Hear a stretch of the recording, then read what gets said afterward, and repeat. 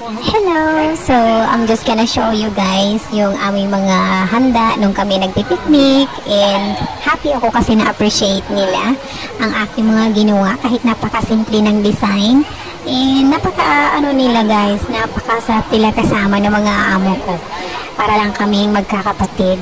And simple lang yung mga hinanda namin nung piknik kami kasi birthday yon ng aking alaga. And namasyal lang kami sa picnic group, tapos gumawa kami doon ng tent, ayan.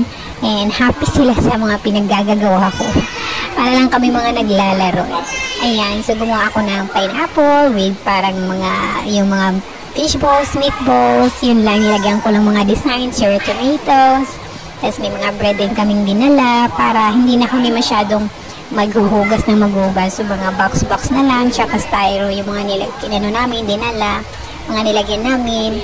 So, hindi masyadong mahirap ang picnic dito kasi napakasimple lang ng mga gusto nilang gawin. Hindi masyadong komplikado.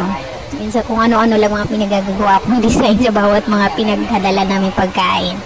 Yan, with meats na minarinate, tapos mga drinks, tapos may mga tinapay. Nagagala din ako kasi hindi masyadong stricto yung aking mga amo in terms of pag gusto kong lang sarili ko. So, namasyal kami, although nandyan din sila kasi inaaya ako ng mga amo ko na magpasyal din kahit na papano and mag-take pictures sa mga tanawin. Kaya lucky ako guys na napunta ako sa mga ganitong klaseng amo kasi they allow me na ma-enjoy din yung sarili ko, at the same time nakakapag-serve ako sa kanila na happy din.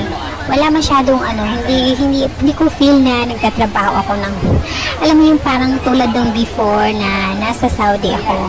Very different talaga, napakalaki ng kaibahan.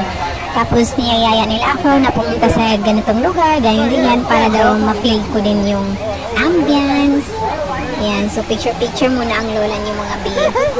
Picture lang, pero syempre pang memories natin. Maganda yung view, napaka-refreshing, and at the same time, pwede kang pumunta doon sa tabing dagat kasi meron ding tabing dagat. Pero satisfied na ako dito sa may mga bulaklak na ito.